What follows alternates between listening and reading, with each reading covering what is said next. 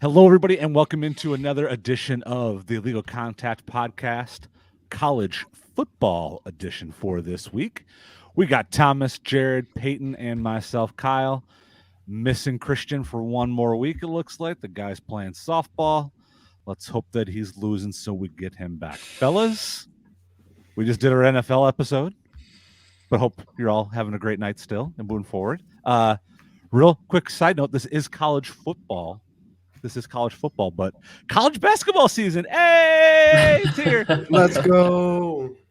Those of you who are making vacation plans for March, how dare you?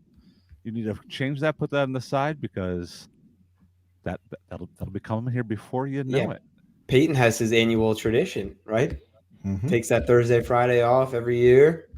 Oh, that's Andy. I thought you were talking about my trip to Tennessee every year. Oh, I thought you. Oh, that was just Andy. I thought you were part of the tradition as well that you take. Oh, Andy takes off Thursday and Friday from work every single year does 2 TVs and a computer and is flipping around on each one of them. Now, wait a minute, Peyton. Do you have a samurai bun going on right now? No, my hair's just like. Okay, I thought you had a little samurai bun going on. Anyway, continue with the episode. You know what? No, let me pick apart Jared's appearance. Jared, stand up. Are you a ginger? Socks on. Yeah. Oh man. So yeah, college basketball, obviously not what we're talking about, but happy to have that back in college sports because it's the thing that makes this world go around and what we look forward to. Well, the three of us in this group anyway look forward to college sports more than anything else. I like college basketball a lot more. Do you? You like college basketball more than NBA?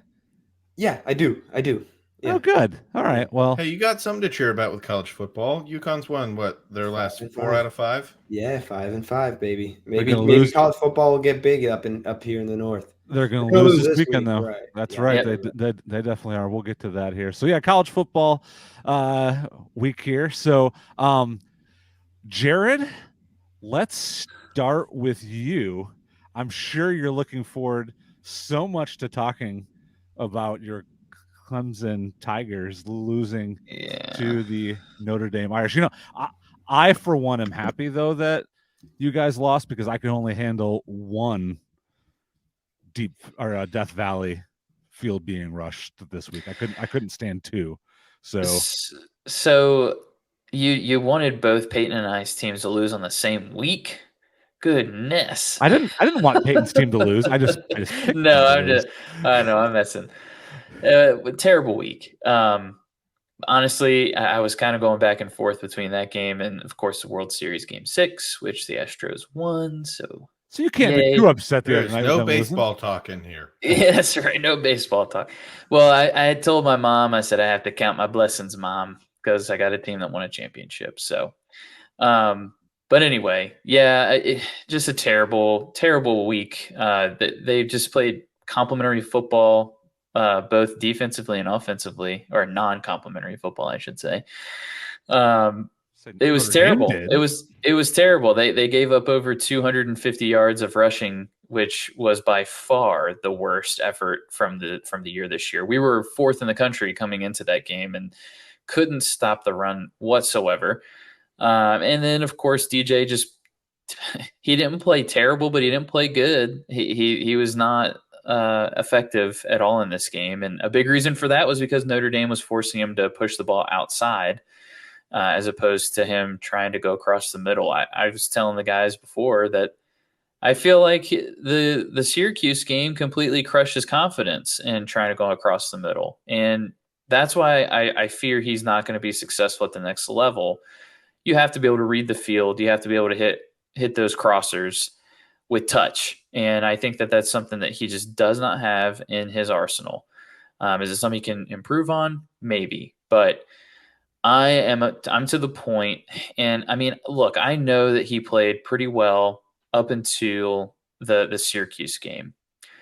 But a lot of it felt kind of game managey.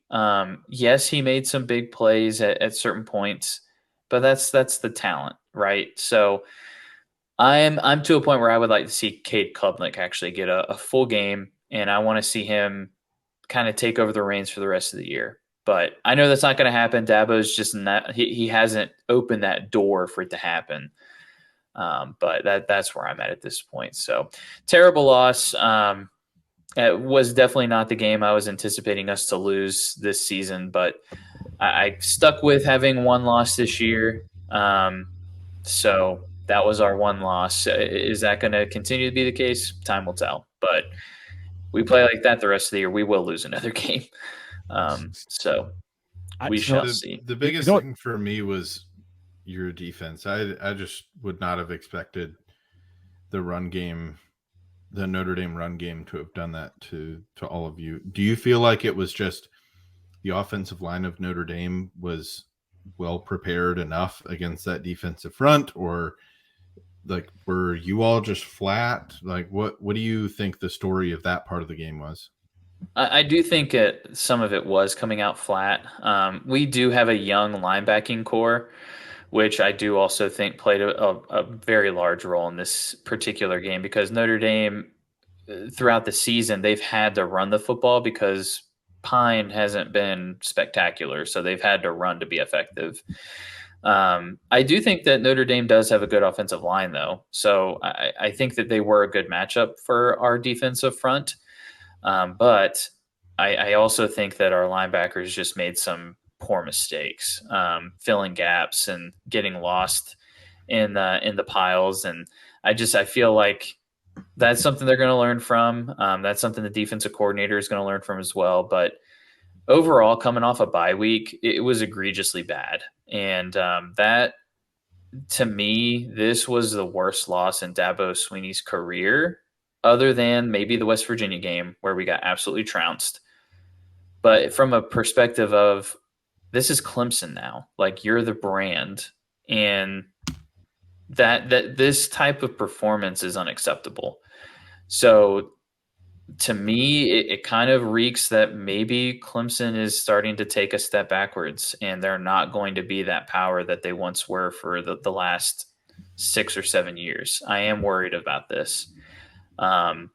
So we might be going back to middle of the pack with the rest of the college football world. In my opinion.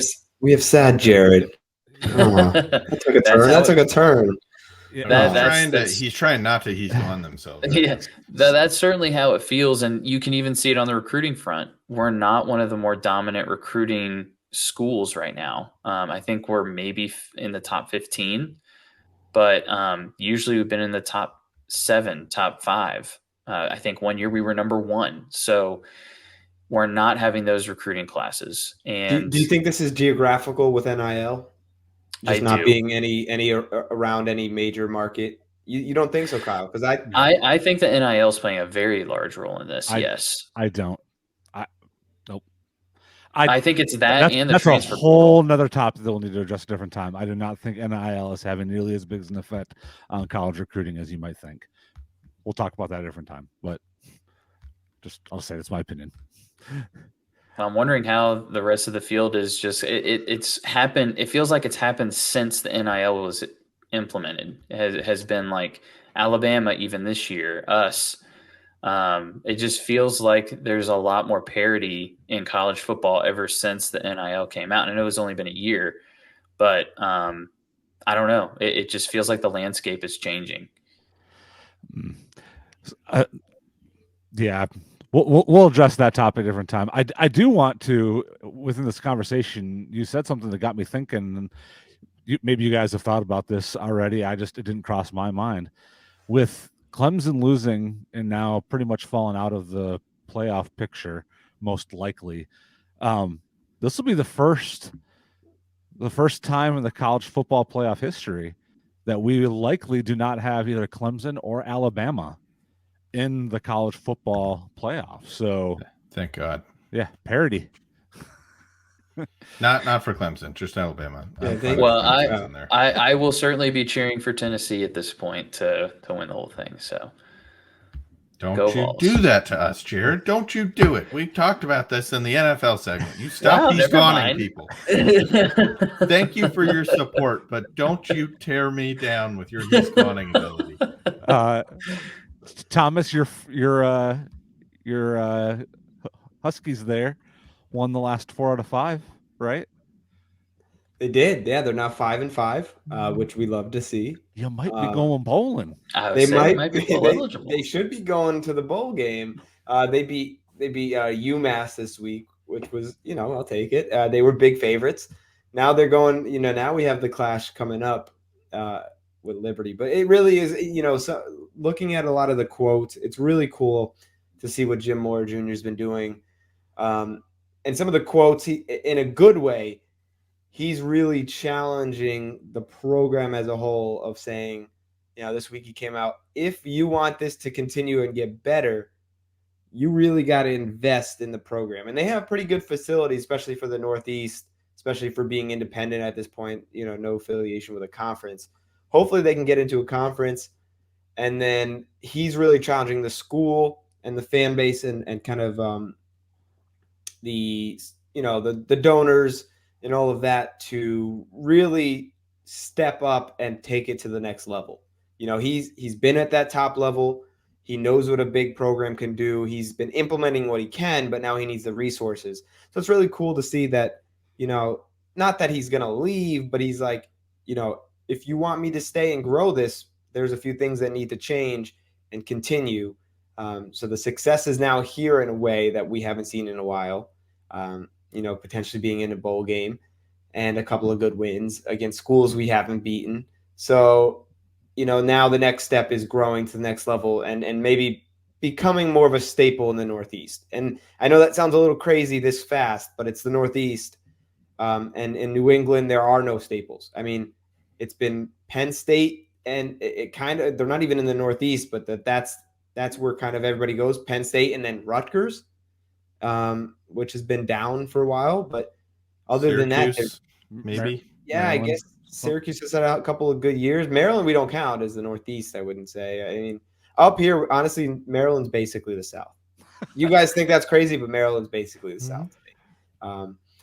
Essentially. But yeah, in the Northeast, Syracuse potentially, but there's a big market here. And if you invest in it, then it can be more of a staple, I would say, because there's nothing in the New York City area, and I know football in general is kind of hard for a metropolitan area like that, but New Jersey only has Rutgers, Massachusetts really has nothing, Connecticut has nothing, Rhode Island has nothing, Maine, New Hampshire, Vermont, they have no staple school that kids are growing up saying, I want to go to this school. All the talent kind of disperses, so I don't know. Yeah. There's some good hopes with a good coach. I'm getting ahead of myself there, but it's nice to see, 5-5. Like Conference USA, come in with Liberty, maybe that'd be cool. Honestly, I don't know how all the realignment goes, but would anybody? I don't know what conference wants to take UConn football without getting any of the other sports. I don't really know how that works, because you're not getting basketball, you're not going to get soccer, hockey.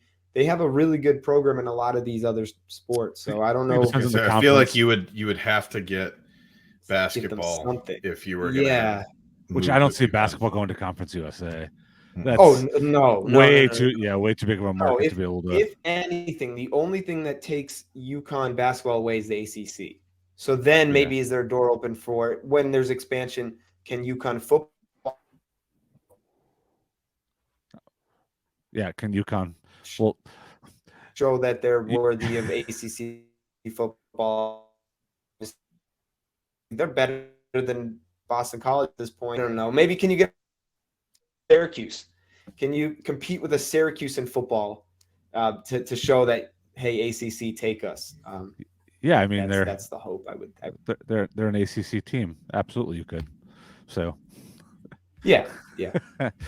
All right. Well, yeah. So big game coming up this weekend, which we'll get to probably a little bit more here when we start talking Liberty. You're going to be there, correct? Hopefully. We'll see how things go for you on a personal level. I understand. Got a lot going on there. In the back Thomas. All right. Well, absolutely. So we got it's less than T-minus 2 months till little guy. That's right. The next little Huskie comes around, right? Oh yeah. Yeah. All right. So Michigan State football. Talk briefly on that. I didn't get to watch the game, and Liberty University, I was announcing a band competition this weekend. They lost power, didn't have internet. Students destroyed the cell phone service on campus, so I couldn't even check for updates on scores for even the Liberty game. I had to keep on making phone calls to be able to find out what was going on for that. I tried texting people, don't tell me. I want to watch, even though I was expecting them to lose. Don't tell me. Well, those text messages didn't get to people that I sent, and so I had all of a sudden at 6 o'clock, 8 text messages come into my phone. Hey, great win. Screw you all. Why do I until I got home to find out what happened since I couldn't see anything?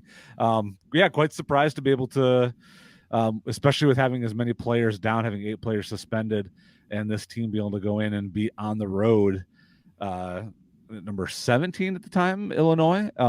Really, that is a program win for Mel Tucker to be able to keep faith going, which Tucker has more wins on the road against ranked opponents than any coach in FBS currently right now. And he is 7-0 in one-score games. So a couple cool little tidbit facts there about those things. But yeah, definitely a win that saves a lot and kind of gives you hope for where things can go. I know for the longest part of the year, I was screaming that I wanted Scotty Hazelton gone. I've kind of moved past that. I've liked what he's been able to kind of adjust and do once he's been able to coach some of these guys and be able to get some schemes to work in situations. Even last week when playing Michigan, I thought, yeah, losing, but you held Michigan to 5 field goals and didn't let them score more than 30 points when we were expecting to get killed. And you did a lot with that. And then losing so many players, one of the best defensive players in the country in Wyndham for this game, you still were able to hold Illinois in check and just made adjustments, and were able to be successful there. That gives me a lot of hope for his ability. If I want somebody gone now, which I definitely, you need some kind of a change, it's got to be Jay Johnson.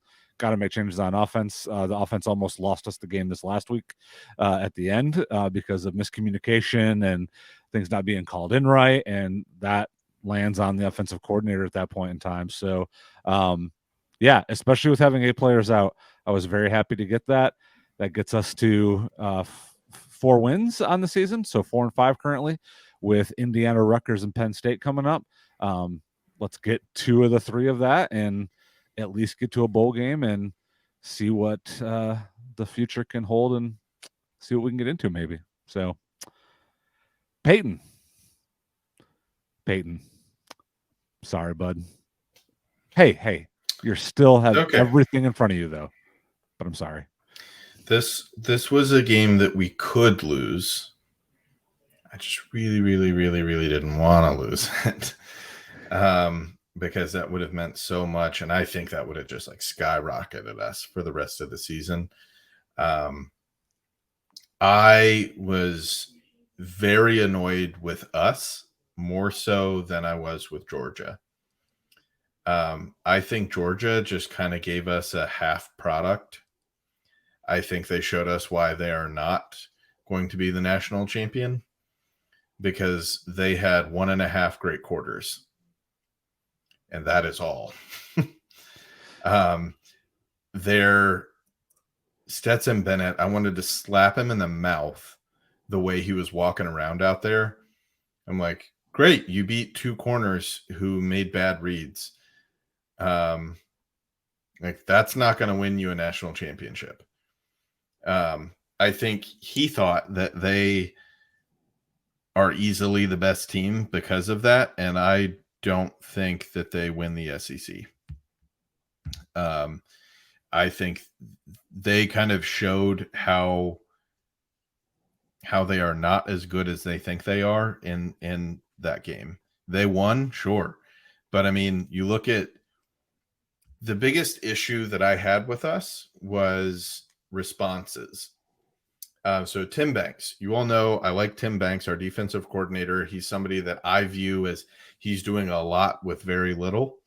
And of course, we had a rough start to that game, giving up 14 in the first quarter, 10 in the second quarter. But as you see the game move on, the defense pivoted, was able to respond and stop them. So you give up 14, you give up 10, you give up 3, you give up 0. We could not I was not unhappy with our defense outside of the blown coverages, guys being, sitting on their heels, the cornerbacks. I was more than pleased with our defensive front doing what they did against the run in general. Late in the game, I think they were just gassed and kind of done with it and gave up the first downs, which ultimately ended up leading for them to be able to, end it on their own terms without having to punt again. But overall, I was happier with our defense. On the response end of things, I have no idea what Golish was thinking or not thinking, and why Heupel, and again, this is not something where I'm in the locker room, why Heupel was not holding him accountable to changing the offensive game plan. Because every single play was a long developing 3 wide receivers, 4 wide receivers going down the field. You immediately saw at the beginning of the game, Georgia was like, we're going to rush Hendon, and we're going to have played 2 safeties deep, and we're going to rush our linebackers off the edge and up the middle and try and disrupt the quarterback. In my mind, if I see that as the offensive coordinators, I'm going to look at that and say, all right, you guys want to do that? Keep your safeties back there deep. Keep running off the edge and leaving those linebackers out of the middle of the field. I'm going to run Princeton Fant, Jacob Warren on routes through the middle, Jalen Hyatt maybe a little bit too. Get that ball out quick and start to pick up 7 yards. Like, that's fine.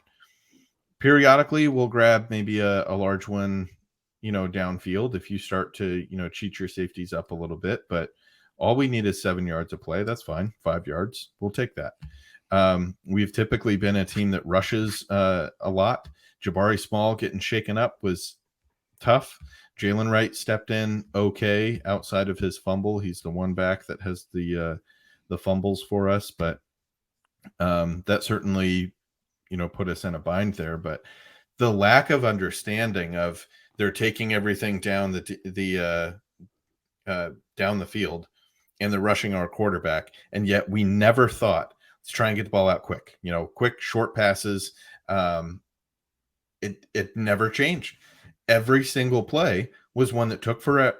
I'm starting to get amped up now. Every single play was something that took a long time, which Hendon in his rushing is then running into a front of 5-6 guys that are overwhelming our defensive line. I'm like, what were they thinking? And then when you saw it after the first quarter, no change. Second quarter, no change. Third quarter, we had some short passes. We made it down the field. And then our pre-snap penalties start backing us up. And I think, if that kind of demoralizes the guys, you can't convert a 4th and 28 very easily. So you go ahead and kick that field goal. But after that series, we go back to the same thing, trying to throw it a mile down the field. And that's how we finish off the fourth quarter as well. Get lucky with one deep to Jalen Hyatt, and then can run it in with Jalen Wright. I have no idea what the conversations were of why we did not adjust our offensive game plan, knowing that they're broadcasting for the world what's open, and we just didn't even try to go for it. And when we did, we didn't go back to it. I was just so frustrated seeing no adaptation to the game plan. So, yeah, disappointing game. We'll kind of get into this a little bit more as we get into, we're going to talk here in a few minutes, rankings and where things are looking at for the CFP. Before we get into that, you mentioned that you don't think Georgia is winning the SEC. No. So, does that mean you see LSU, I'm assuming, win the SEC? LSU or Ole Miss. Okay. All right. LSU's on a bit of a hot streak too, so I mean, I could see that. Yeah, you guys ready to apologize to Brian Kelly? Oh, I'll never I thought he was a apologize to good that coach. man. No.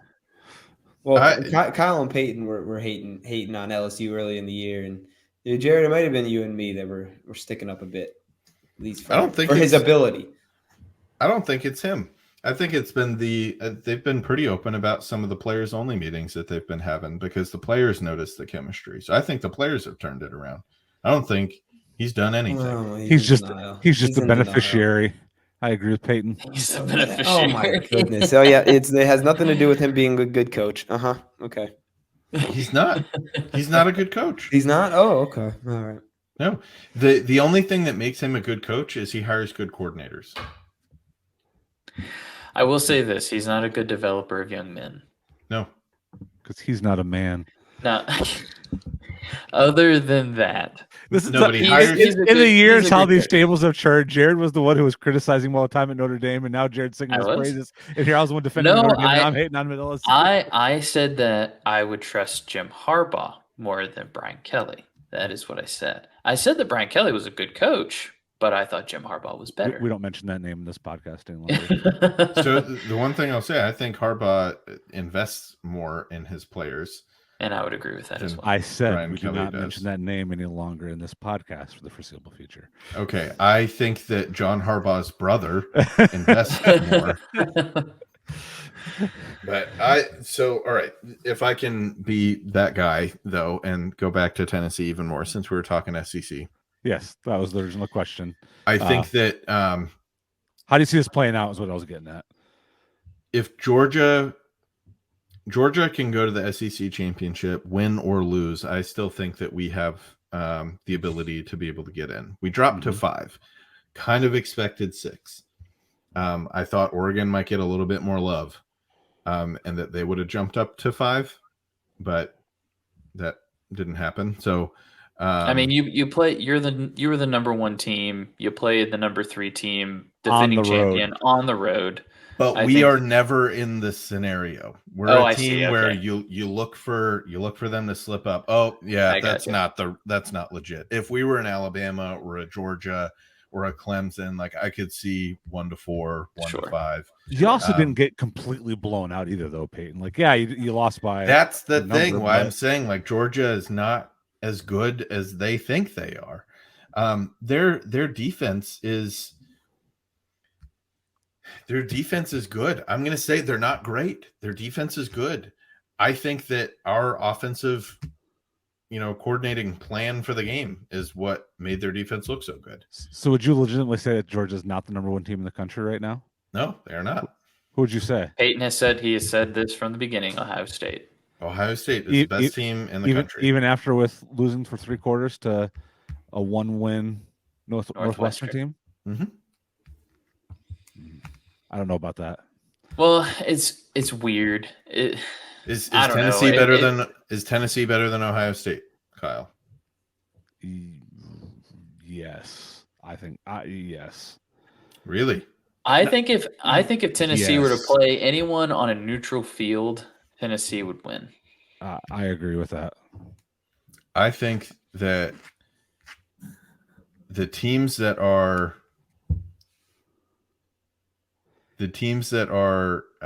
like a good matchup for Ohio State are us, because we're built in a similar way, but we're not as well rounded, but we're built in a similar way. And I think that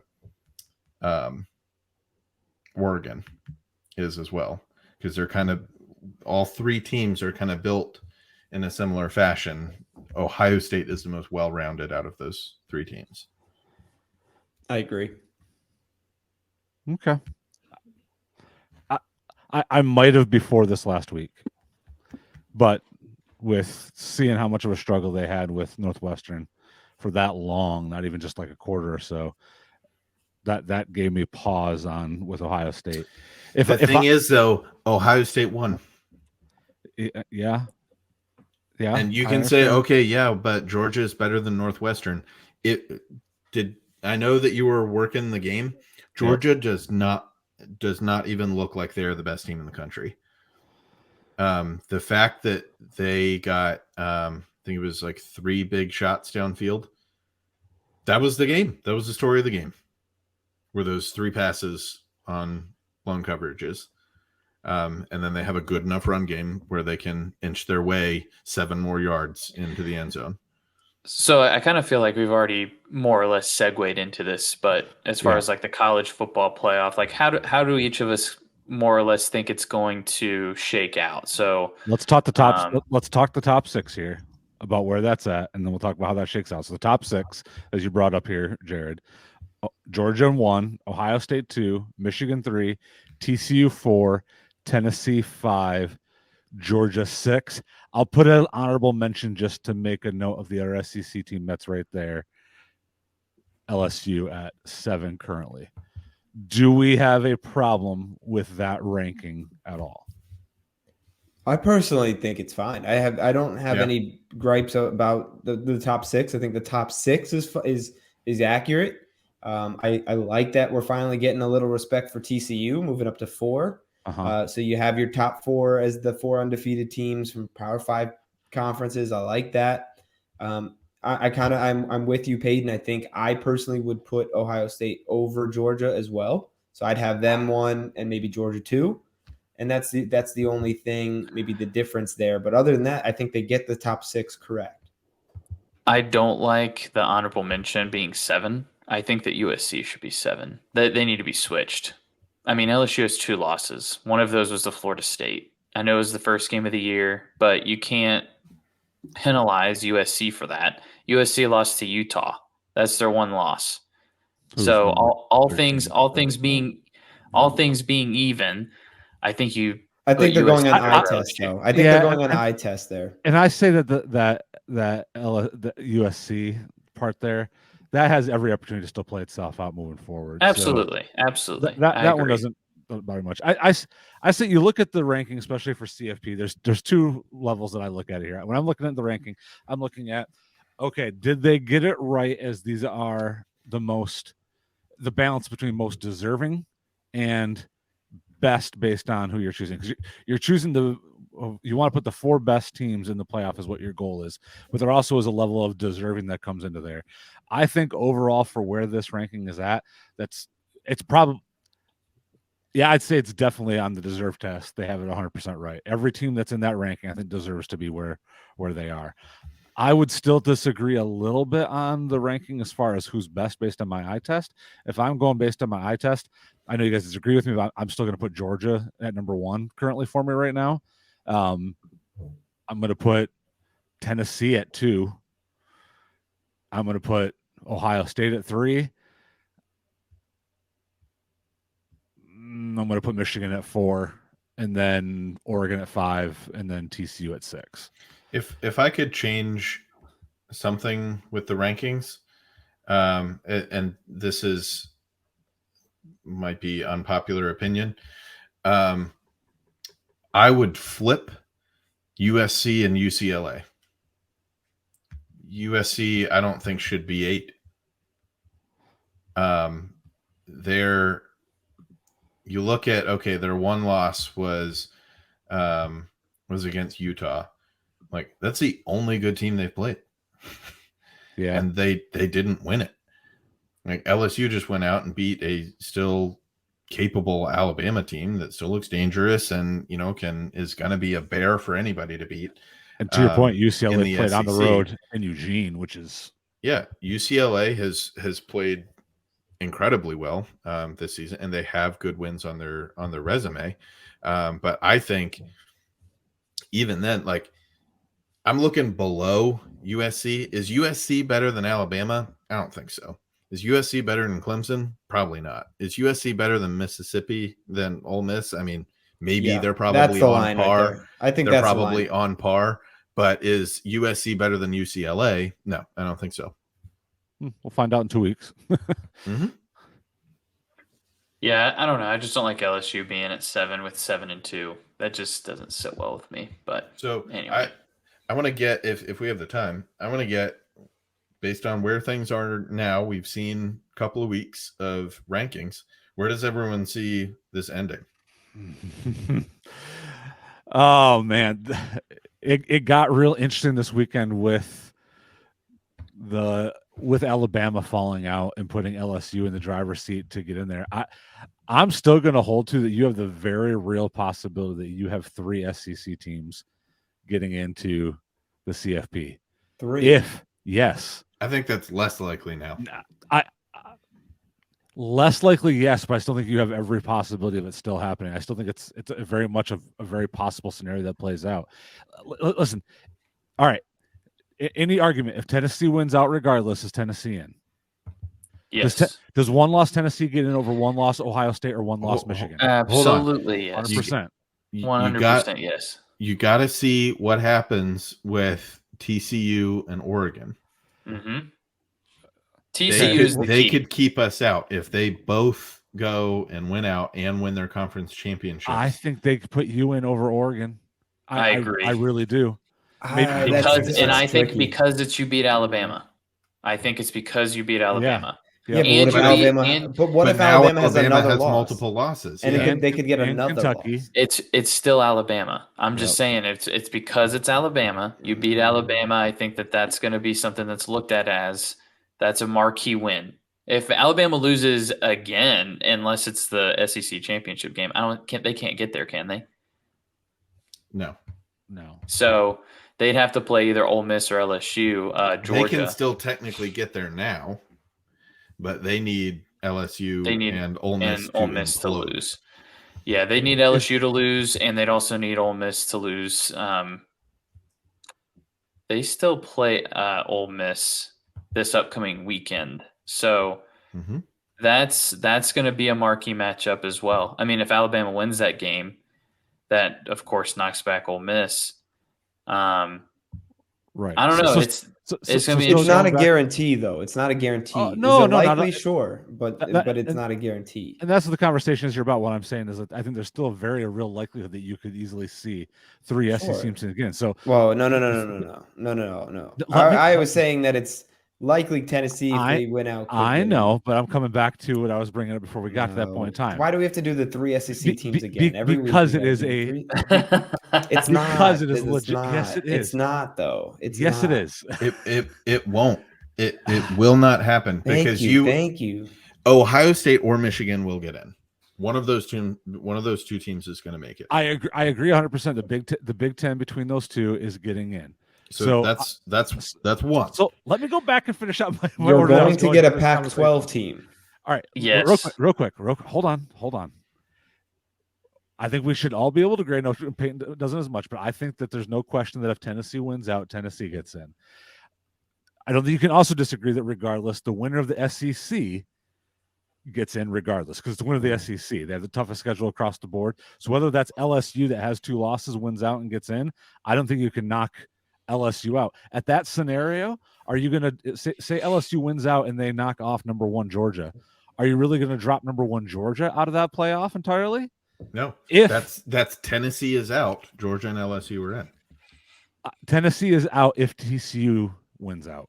No, I think that's the only scenario that's the case. I don't. No, I think if Oregon wins out too, Oregon and TCU both would keep us out. I don't think Oregon would get in over that, especially being that Georgia beat Oregon so badly early in the year. I do not think the committee would jump Oregon over a 1-loss. That's first game of the year, which they take that into account, and that's the same loss for Tennessee and Oregon would have a conference championship on top of it. Maybe. So no, not maybe. That's a definite. I have my end of year rankings when we are ready to go. So I don't trust TCU. That's number 1. I think they're going to fall. They're going to fall. Yeah, they have Texas this week, right? Yeah, I think they're going to lose. I think that if Oregon does win out, because that means they'd have to beat USC or UCLA. That's going to get them in as a champion, Pac-12 champion, and they would get in over. Let's say, for sake of example, Clemson wins out and they win the ACC. They get in over us for sure. I think that Oregon would get in over us. And then, I think that Tennessee would get in because you have Ohio State and Michigan knocking one of the other out. So that's where I see Tennessee getting in. But I think it would be an SEC, 2 SEC teams, and then you'd have Pac-12. And what was the other one? I had someone else. Big Ten. And that's Big why 10. I say, I think I'm not saying it's the most likely outcome. I'm just saying it wouldn't surprise me at all if you had it happen this year. Yes, it would. Yeah, it would. It would surprise you if it happened. It would not surprise me. Yes, it would surprise me. It would be a big surprise. It would surprise me just because those teams have 2 losses. That's where it would be surprising. The only way that it could work is if TCU was not undefeated right now, and you had the same thing on both sides of the SEC, where there is still one unbeaten and only one with 1 loss.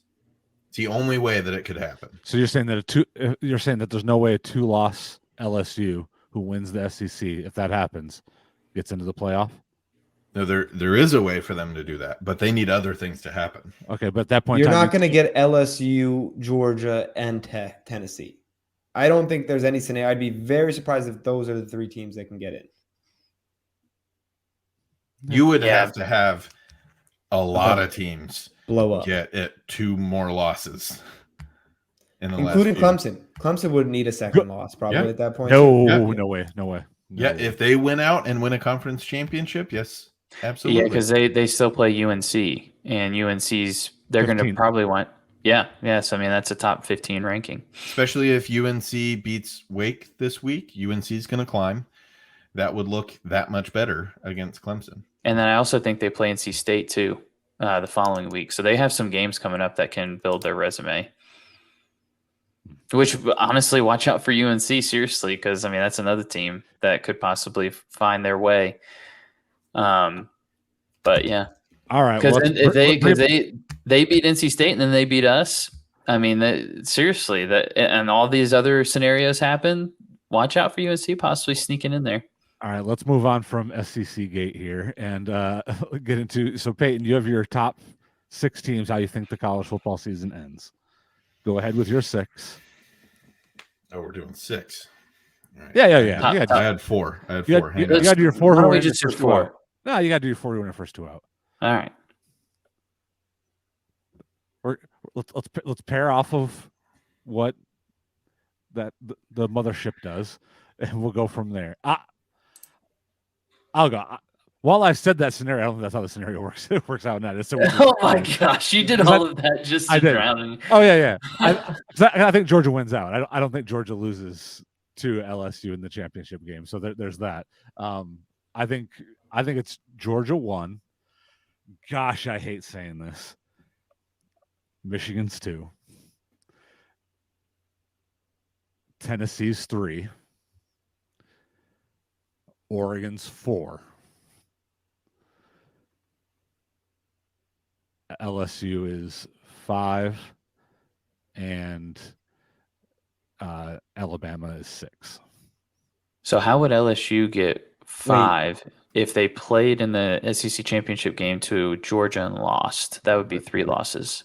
And you have Alabama over a 1-loss Ohio State? Oh yeah, sorry. You're right. I meant to put Ohio State before both those. Okay. Sorry, I completely missed it. Anyway, I was trying to get my 5 and 6 in there. But I disagree, Kyle. I disagree. Ohio State at 5. I meant to put them there. So 6. So yeah, Alabama you have at 6. Yeah. Can you run through it again real fast for me? Georgia 1, Michigan 2, Tennessee 3, Oregon 4, Ohio State 5, Bama 6. Okay. I disagree. Gosh, I hope I'm wrong. I disagree. Gosh, I hope I'm wrong. Peyton, you going to go next? Yeah. Mine comes with skeptical drama as we get every year, but I think it's legitimate drama that is like explainable. Number 1, easily Ohio State. I think 2 is Oregon. I think they win out. They get their conference championship. Okay. Georgia, I think, is 3. Yes, I know Georgia has the win over Oregon, but I think Georgia drops to Kentucky. I think they grab, I don't want to say it. I was emotional earlier. They'll probably beat whoever they meet in the conference championship. I think Alabama is probably their best matchup, and that I don't think they're going to play. And then I've got Tennessee 4, Clemson 5, Michigan 6. Man, that would suck if we were 5. I'd be so mad. I think Clemson. It's very real. I think Clemson wins out. Yeah, it's a very real scenario that could happen. And Michigan, I think they get I think they struggle with somebody else, maybe pick up 2 losses. If they But do, it'd be they Illinois. definitely lose to Ohio State. It's going to be Illinois or Ohio State. Thoughts, comments, disagreements? I mean, I could definitely see that happening. I like your rankings there, especially if Oregon wins out. I could certainly see them getting up to 2 for sure. So, I mean, I think those are solid picks for just seeing how the rest of the year could play out. Now, on the flip side, for me, this is me having more stock in USC because I think USC could run the table, win the conference championship, and get in at number 3. So my number 1 would be Georgia. I think that they will win out as well, even though part of me is telling me I think they could struggle with LSU if they were to see LSU in the conference championship game. I think that would actually be a phenomenal game, but I think that they'd somehow find a way to win. So I'd have them at number 1. Honestly, the Big Ten it's really tough to tell because it doesn't feel like Ohio State and Michigan have really played anyone yet. And then they have to play each other.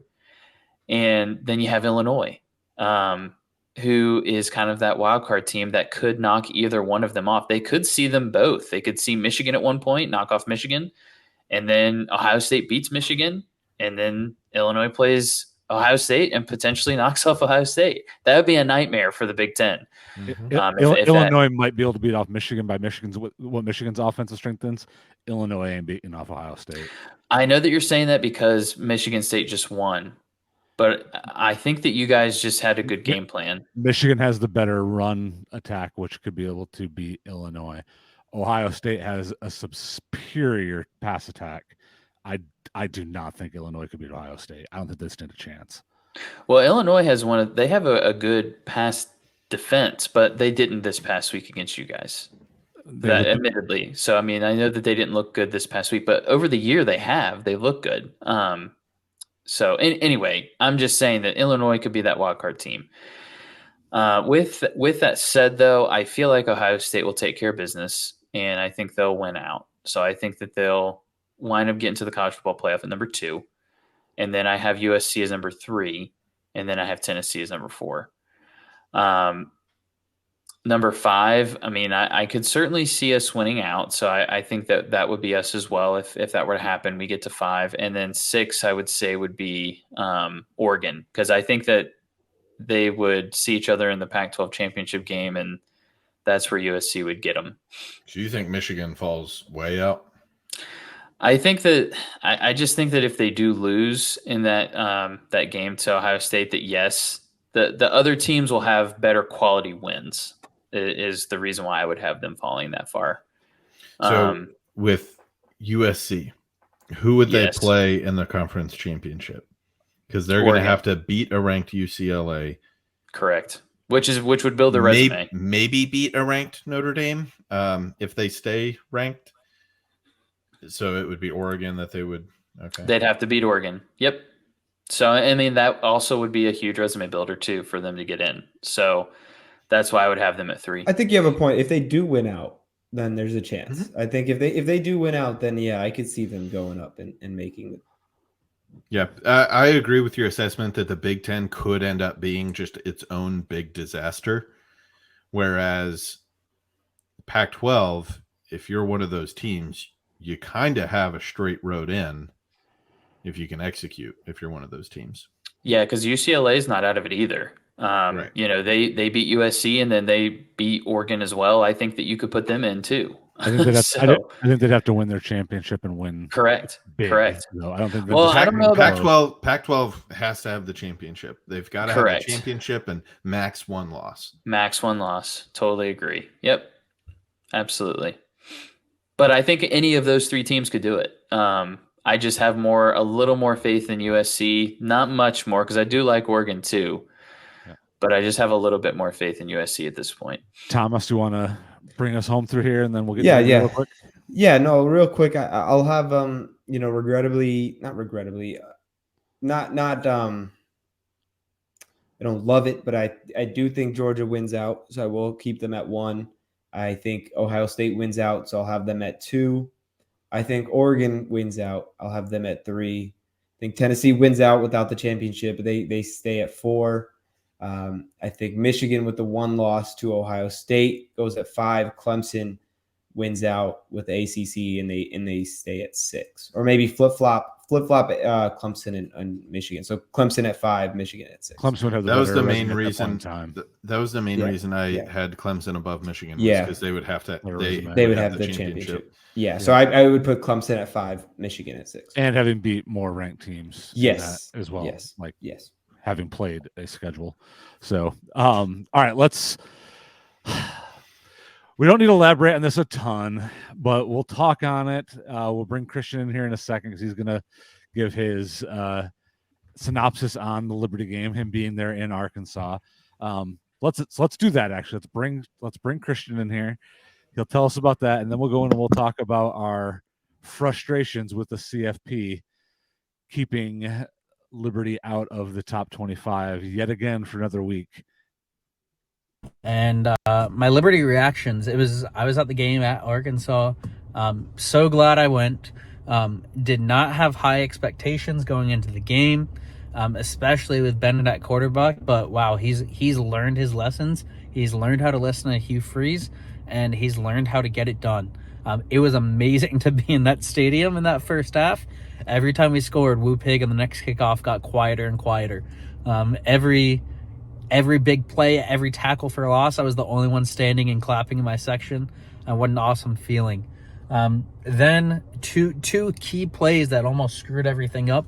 The 4th down that we went for instead of kicking the field goal, which would have put us at 24 and ended the game, stuff wouldn't have mattered for the most part. But we went for it on 4th, didn't get it, especially with Day Hunter hurt. I don't know why we did that. And then to start the 4th quarter, we picked off KJ Jefferson for the 2nd time.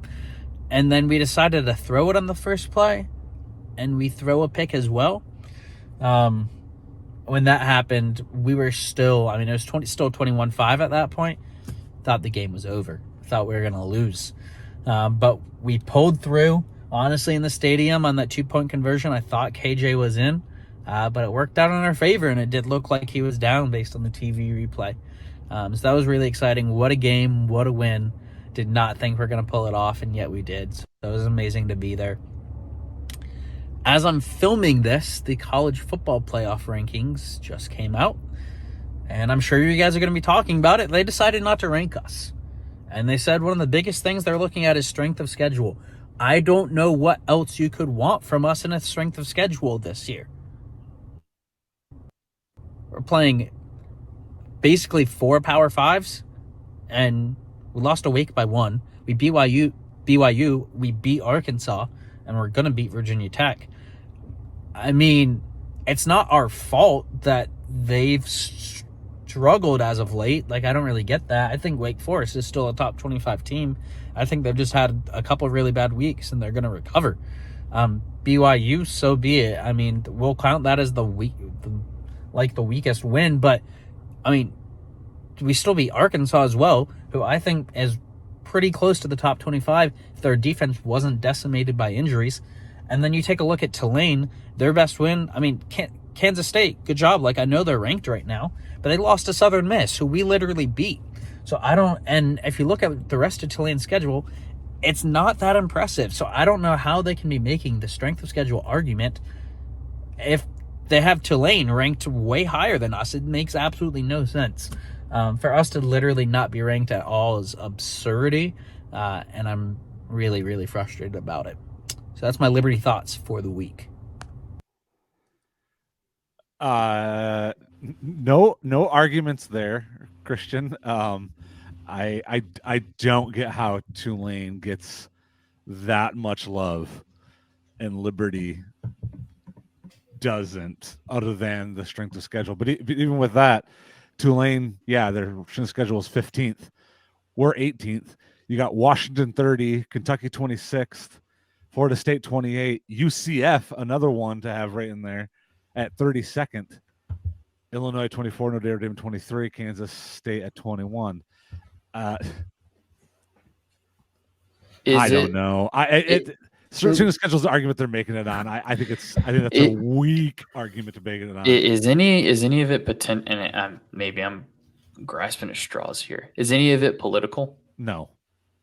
You don't think so? I do. So not. I do look at the back half of rankings, and I think, you know what, those teams do have solid wins, but I don't think that Florida State has made a case to be ranked above Liberty. I don't think Tulane has made a case to be ranked above Liberty. Kentucky, I would say, could be ranked above Liberty. but they were unranked last week. They barely beat Missouri, and then they put them back in. So that's the point. Like, we had a better win in Arkansas. I agree. I think the reason that you can say that they have the reason that, to play the advocate side of it, those are Power 5 schools who have played, even though their schedule name might be as highly ranked, they've played other Power 5 schools throughout their entire schedule.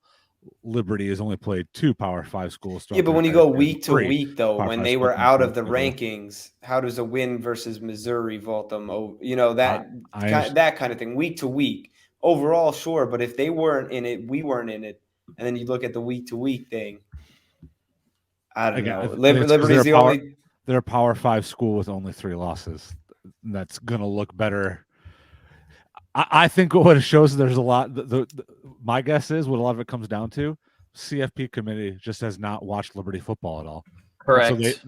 So all it is, I don't think it's political anything like that. I think it's simply just they have not tuned in and watched any Liberty games, and so they think, oh, Liberty's just played these games close and they've gotten lucky on a bunch of them, but they're really not there yet.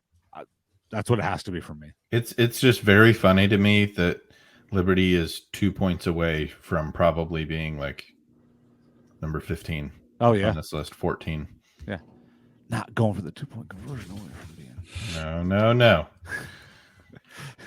None of that here, Kyle. Oh, so did you hate the 2-point conversion that LSU went for? In against Alabama? In overtime, slightly different, but I still didn't like it. Whoa. How is it slightly different? If you could extend the game and go to another overtime. How about this? I don't hate it as much, but I still hate it. Is that better? Nope. No, I didn't mean to open this door, but I had to. I opened it by saying it. Either way, I think we can all agree Liberty was shafted. To what degree? Yeah, we can debate, but they were shafted. And either I was AP or coaches is giving us way too much love, or CFP is just hating us. I think that coaches and AP also don't watch enough of the games, but I trust them to have watched more up to this point in time. I think CFP gets blinded on being top heavy, the ones they have to watch at the top to keep them in mind, and they forget about some of the lowly ones that also have to be considered for New Year's Six Bowl opportunities as well too. So yeah, I think we're kind of in a boat similar to Kansas. You know, we're doing it with a backup. Like we're doing it in a way that we were not necessarily expecting to do it, but we are doing it. And Kansas has gotten more love than us, but of course they've had, a tougher schedule than us. That's fine. But the one thing that I think I'm learning about this Liberty team, regardless of whatever they want to rank us, our defense is legit. Yes, it is. Yep. It's a well-rounded team, right? Look at where's the weakness? Where's the major weakness? Quarterback. Yeah, it could have been. It's the inconsistency of who's playing quarterback, right? That's been the weakness. Offensive line has shockingly started off the year. I didn't have faith in them at all. In this second half of the year, they've given Bennett lots of time in situations that I wouldn't have expected them to. So, yeah, very much. All right, so we're all upset. We all don't like it. Hey, just beat UConn this weekend and then beat Tech. And for sure at that point in time. At that point, you would think, yeah, we could start bringing up ulterior motives. But. We're going to get to our picture in just a second. Tulane UCF is one of those games. So one of those more than likely completely falls out this weekend. And we probably jump whoever that one is, more than likely. So let's do just that. let's go ahead and get in here to our college football picks, unless any last closing arguments, debate on that. Okay. All right. So Georgia sucks. That's all I'm going to say.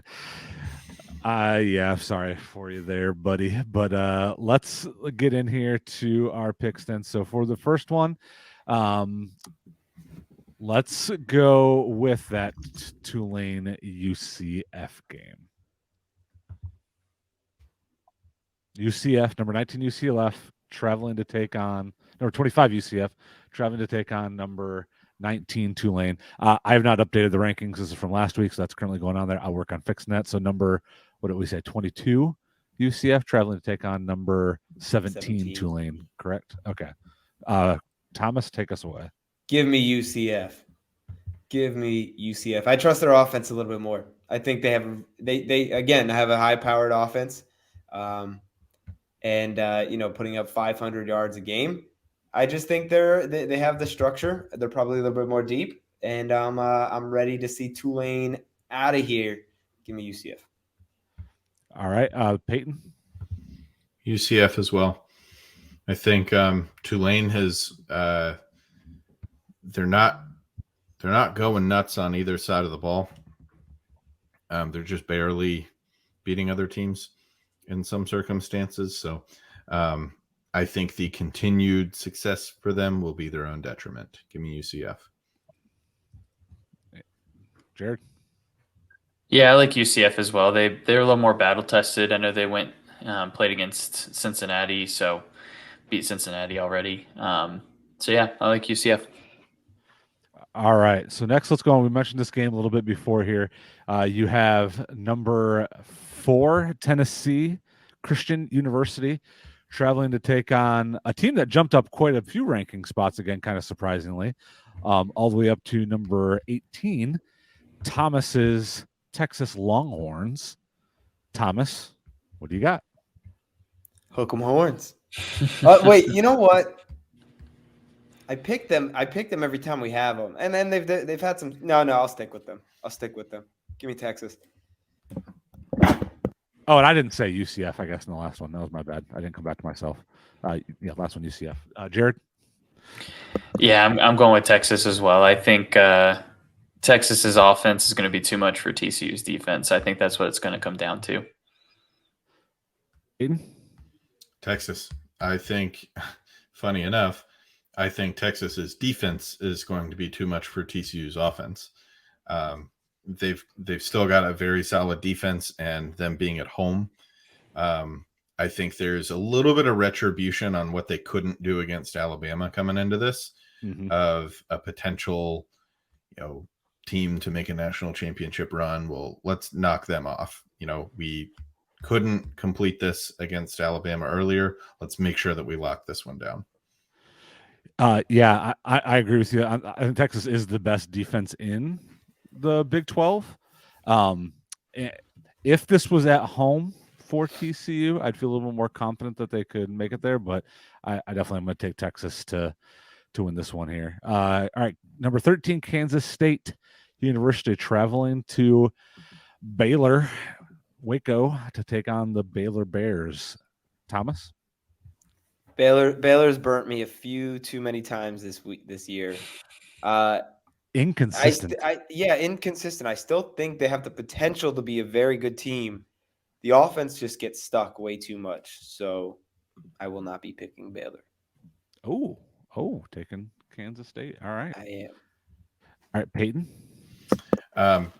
Thomas said the perfect thing about Baylor and why I will not be picking them. Their offense has been just so gross looking. They're looking like a Tennessee basketball offense out there. They just go through these droughts of being able to do anything. And so give me Kansas State. Jared. Yeah, I like Kansas State too. They've looked good these last few weeks, so I think they continue building that momentum. Man, fellas, we cannot disagree tonight at all.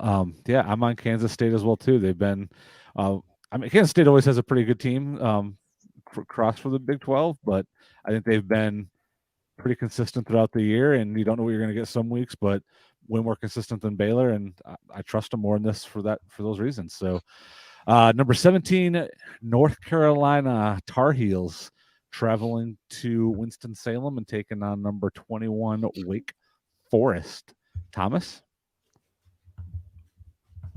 Give me last Mac. week's ranking still haven't changed that yet. Yeah, give me that Mac attack. Give me UNC.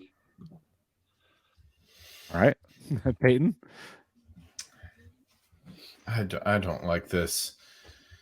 Tough matchup. It really is. They're so similar. I gotta go UNC too. I think May has the edge right now. He looks good. He does, and Scouts I give the coaching advantage right now to UNC as well with Mac. My only concern with May is we saw how well Sam Howell looked in his first year as a freshman, and then he didn't really develop anymore. So I'm interested to see how Drake May looks throughout his college career, but hopefully it won't be like Sam Howell. Because, I mean, Sam Howell came out slinging it, man, and he didn't really develop into anything other than just that's what was a ceiling was right there. So are you picking UNC because he's still a freshman? yeah. No, I am picking UNC because Hartman has actually struggled these last few weeks. He's thrown 5 interceptions over the course of the last 2 weeks. So I like UNC to win this game. I mean, he could get back on track against UNC's defense because their defense isn't very good. But no, I think Drake May is the real deal, though, and I'm going with UNC in this one as well. Not so fast. Give me Wake Forest. Give me the Demon Deacons. Probably this is more a little bit of hope on the aspect. I want that Liberty loss to look better, but those points. And I don't trust Mac Brown's UNC team to be enough on there. Give me Wake Forest.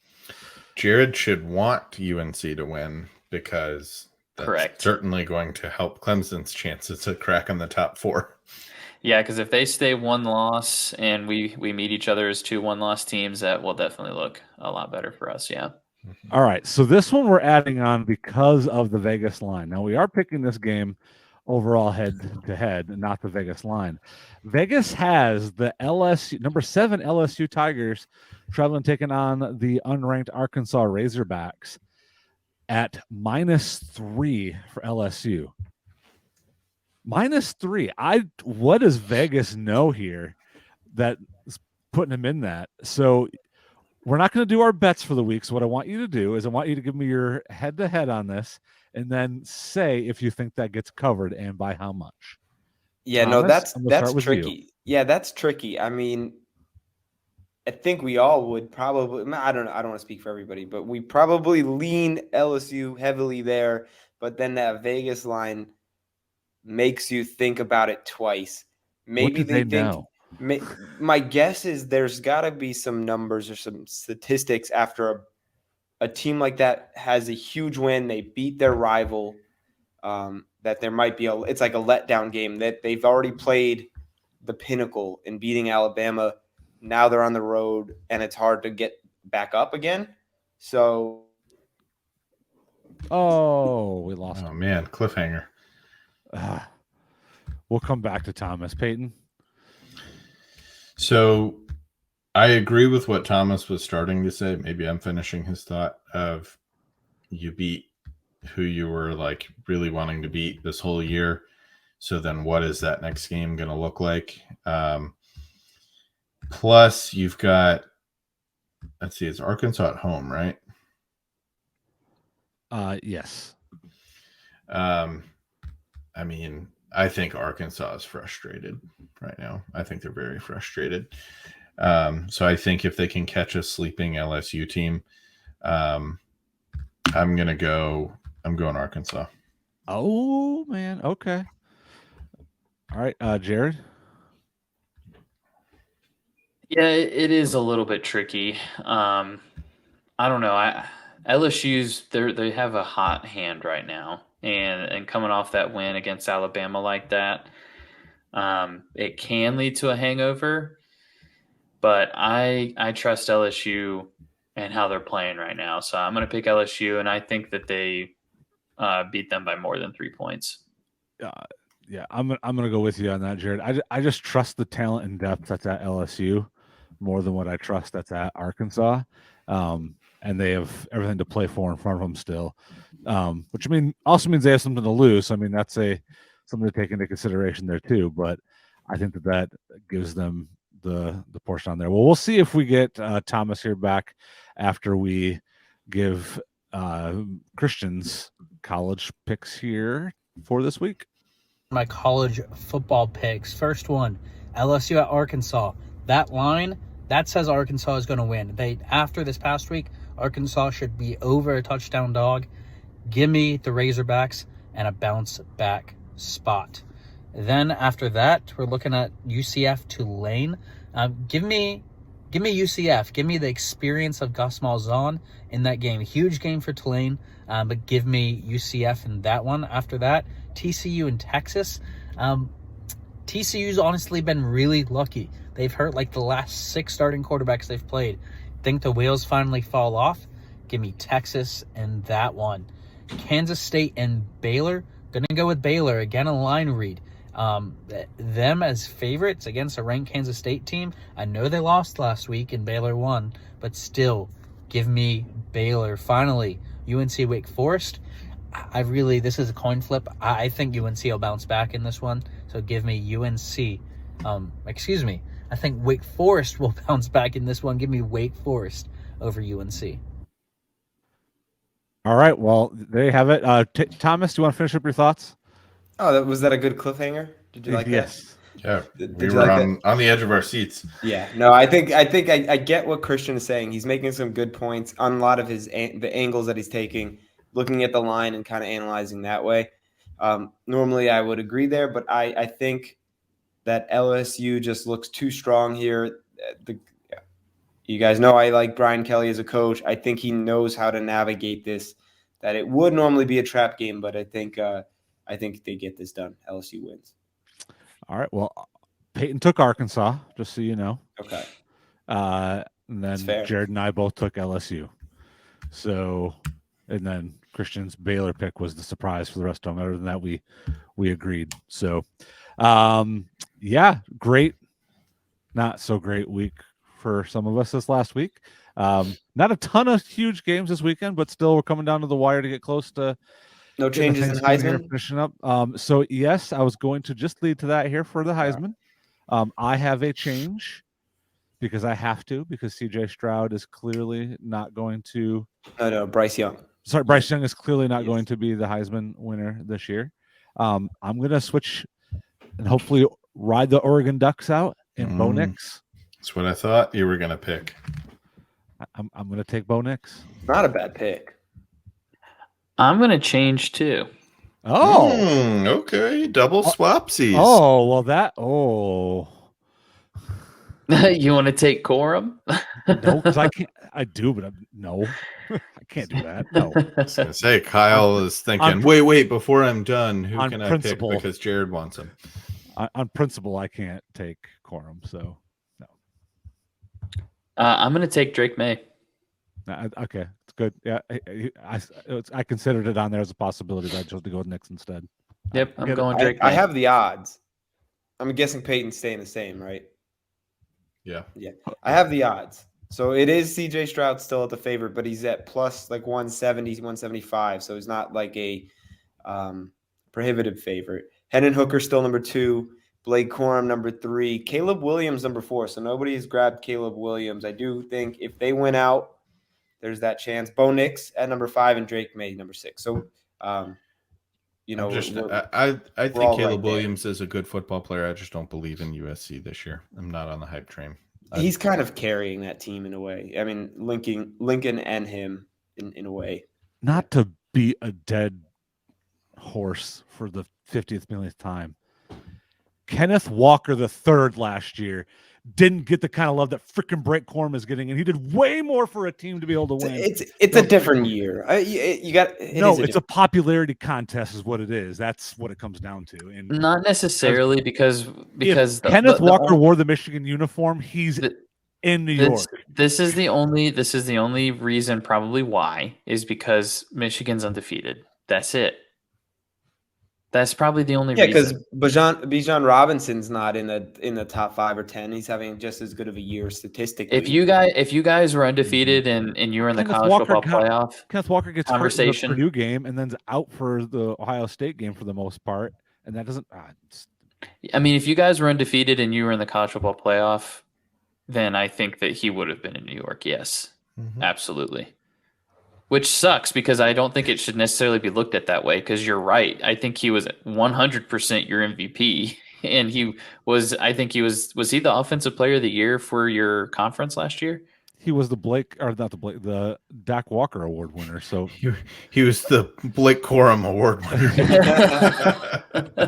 Don't want to say that. Doak Walker is a big one. And I don't mean to discredit Blake Corum. I think he's a tremendous running back. But it makes me so angry because he's done less than what Kenneth it's just did, situational. It's honestly just situational. It's not. I think it's even Corum has. They have to give someone in Michigan the ability to possibly represent since they're going to be potentially in the college football playoff, and so Corum's just the guy that's done the most. But that's really what it comes down to. Popularity contest. So. Good episode, boys. Now I'm angry because freaking stuff. Give me Bo Nix and let's go on out. Well, thanks for listening again. Great episode. We hope you enjoy it. Check us out again next week as, again, we're inching closer to the college football season coming to an end. Fellas, have a great week. And we'll hopefully Christian Taylor's back next week. Have all 5 again. So yeah, you suck at softball. That's right. Come on back. We'll see you again another time. Later. See ya.